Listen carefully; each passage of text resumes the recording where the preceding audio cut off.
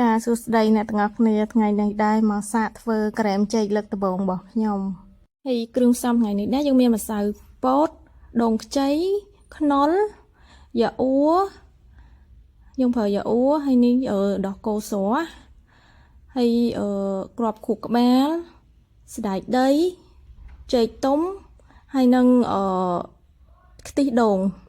ជាដំបូងនេះយើងមកចាក់ដោះគោចូលនៅក្នុងឆ្នាំងចេះមកហើយបន្តមកទៀតយើងមានដាក់បន្ថែមម្សៅពោតយើងដាក់បន្ថែមម្សៅពោតបន្តិចចូលណាហើយ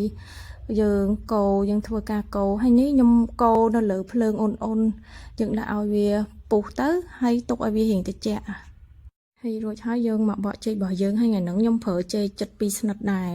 យើងបកចេកចឹងមកហើយបន្តមកយើងយកចេកហ្នឹងមកសកត់ជប់អំណាចទូយើងសកត់ចឹងមកនៅក្នុងឆ្នាំងចឹងមកតែខ្ញុំសកត់យូរពេកខ្ញុំយកទៅក្លុកតែយើងក្លុកហ្នឹងយើងកុំឲ្យក្លុកម៉ត់ពេកចាយើងក្លុកមកម៉ត់ល្មមឲ្យនៅមានចេកចា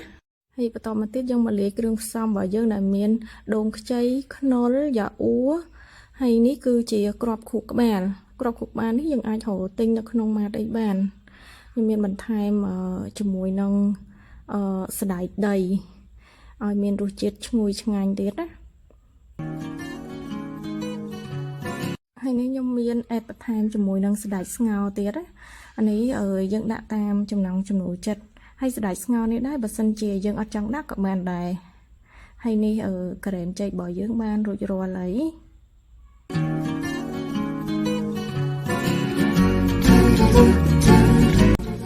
បន្ទាប់ពីយើងលាយគ្រឿងអីរួចរាល់ហើយចុងក្រោយហ្នឹងគឺយើង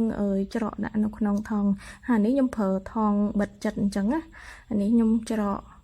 ដាក់អញ្ចឹងមក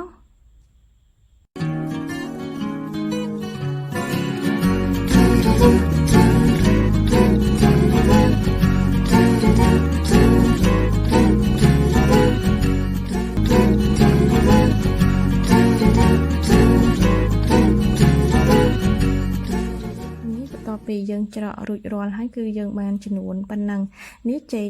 2ស្និតយើងធ្វើបានច្រើនគួរសមដែរ